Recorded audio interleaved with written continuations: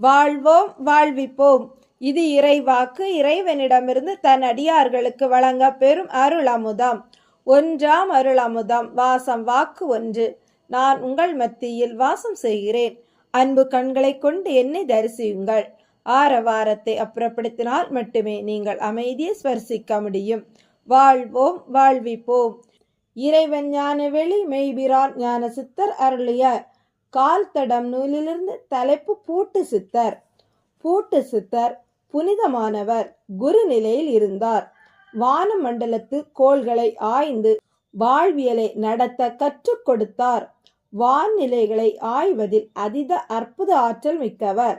எந்த கிரகணத்தின் சீற்றத்திற்கும் ஆளாகாமல் வாழ கற்றுக் கொடுத்தார். அவரிடம் வந்தவர்கள் தங்கள் பிறப்பு பலனை அறிவதில் ஆர்வமாக இருந்தனர். அவர்களுக்கு ஞானப்பாடம் நடத்தினார். புது கர்மா உண்டாகாமல் தடுப்பதற்கு தன்னிடம் பூட்டி இருக்கிறது என்பார். மக்களும் ஆர்வமுடன் சென்று தங்களுக்கு பூட்டு கேட்பார்கள். இவர் அவர்களை 3 நாள் தன்னுடன் இருக்குமாறு கூறி அப்படி தங்க வந்தவர்களுக்கு ஞானப்பாடம் நடத்தி அதில் தேர்ச்சி பெற்றவர்களுக்கு பூட்டு வழங்குவார். அதை ஞான பூட்டு என்பார். பூட்டு சித்தரின் நோக்கம் ஞானத்தை உணர வைப்பது. தங்களுடன் தங்குபவர்களுக்கு உண்மையை உணர வைப்பார். அவர்களிடம் உள்ள ஐயங்களை நீக்கி உண்மை அறிவை கொடுப்பார். உண்மையை தொடாதவர்களை விலக்கி விடுவார். இவர் கூறும் உண்மைகளை நம்பாதவர்களும் உண்டு. அதை அவர் பெரிதாக எடுத்துக்கொள்வதில்லை. இவர் யார் வந்தாலும் முதலில் அவர்களின் கோள் நிலைகளை ஆய்வார். வான்கோள்களில் அதீத ஆற்றல் இருந்ததால் இவர் கணிப்பு தவறுவதே இல்லை. ஒருமுறை இவரிடம் 2 சாமியாடிகள் வந்து தங்கள் நண்பருக்கு எதிர்காலம் எப்படி என்று கேட்டனர். 2 பேரும் இவரை தலைகுனிய வைக்க வேண்டும் என்ற எண்ணம். காரணம், பூட்டு சித்தரிடம் மக்கள் வர ஆரம்பித்த பிறகு அவர்களிடம் அருள்வாக்கு கேட்க யாரும் வருவதே இல்லை. இதனால் அவர்கள் இருவரும் திட்டம் தீட்டி இறந்து போன தங்கள் நண்பனின் ஜாதகத்தை காட்டி எதிர்காலம் எப்படி என்று கேட்டனர். பூட்டு சித்தரும் ஜாதகத்தை நன்றாக பார்த்துவிட்டு எதிர்காலம் ஓஹோ என இருக்கிறது என்றார். அவர்கள் சிரித்தபடியே அப்படியா, அவர் ஆயுளை பற்றி கூற முடியுமா என்றனர். பூட்டு சித்தரும் கொஞ்ச கவனம் வேண்டும், இன்னும் 3 நாளில் கண்டம் இருக்கிறது என்றார். அவர்கள் சிரித்தபடி எப்படி கண்டம் என்றனர். புலி கடித்துதான் என்றார். அவர்கள் சிரித்தபடி சித்தரே, அவர் இறந்து 2 வருடம் ஆகின்றன என்றனர். இப்போது பூட்டு சித்தர் சிரித்தபடி தெரியும், அவனை கொலை பண்ணியது நீங்கள் இருவரும் தான் என நிறுத்தினார். 2 பேரின் முகமும் கலவரமானது. ஒருவர் சமாளித்து கொண்டு நீங்கள் முரணாக அல்லவா பேசுகிறீர்கள், இப்போதுதான் அந்த ஜாதகத்தை பார்த்துவிட்டு ஓஹோ என்றீர்கள், அப்புறம் புலி கடித்து 3 நாளில் கண்டம் என்றீர்கள், இப்போது நாங்கள் இருவரும் கொலை பண்ணினோம் என்கிறீர்களே, மாற்றி மாற்றி பொய் பேசுவதுதான் சித்தருக்கு அழகா? நீங்கள் பொய்யே கூடாது என்று எல்லோருக்கும் பாடம் நடத்துகிறீர்கள் என்கிறார்கள், இதுதான் லட்சணமோ என்றார்.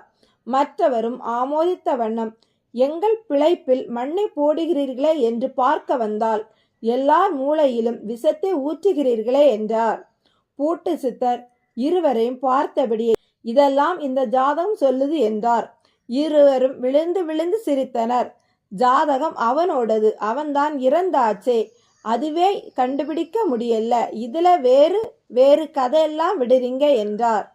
பூட்டு சித்தர், நீங்கள் கொடுத்த ஜாதகம் சொல்லுது, அவர் நீங்கள் கொலை பண்ணி கொல்லப்பட்டார் என்று அவருடைய 2 நண்பர்களாலே உணவில் விஷம் வைத்து கொல்லப்படுவான் என்று பண்ணிவிட்டீர்கள். இங்கு வந்து நான் மக்கள் மூளையில் விஷத்தை விடுவேன் என்று அவன் ஆயுளை கேட்டீர்கள். இப்போது அவன் நாயாக பிறந்துள்ளான். 3 நாளில் புலி கடித்து இறப்பான். அடுத்து அவன் பாம்பாக பிறப்பான். உணவில் விஷம் வைத்தவனை சாகடிப்பான்.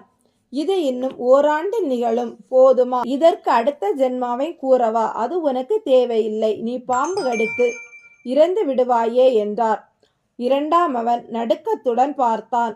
பொய் சொல்கிறவர்களுக்கு நான் பூட்டு போடுவதில்லை.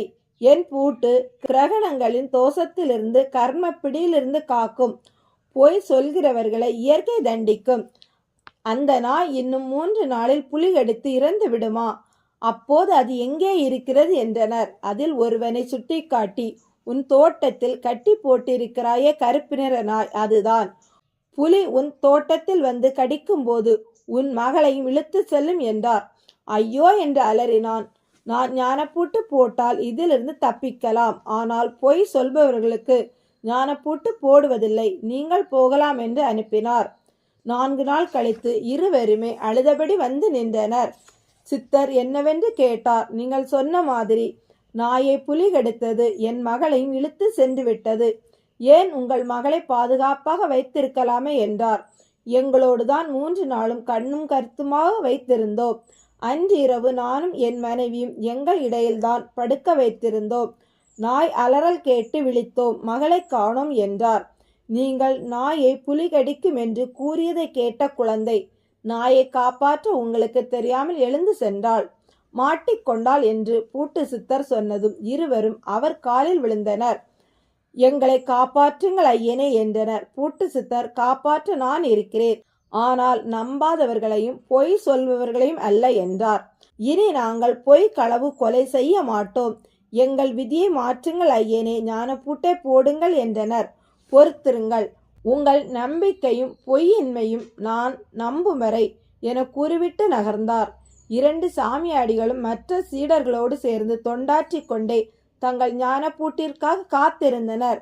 பூட்டு சித்தரின் கால் தடம் உய்ய வழிகாட்டும். ஞான பூட்டருளும் என்று நம்புவோம். வாழ்வோம், வாழ்விப்போம்.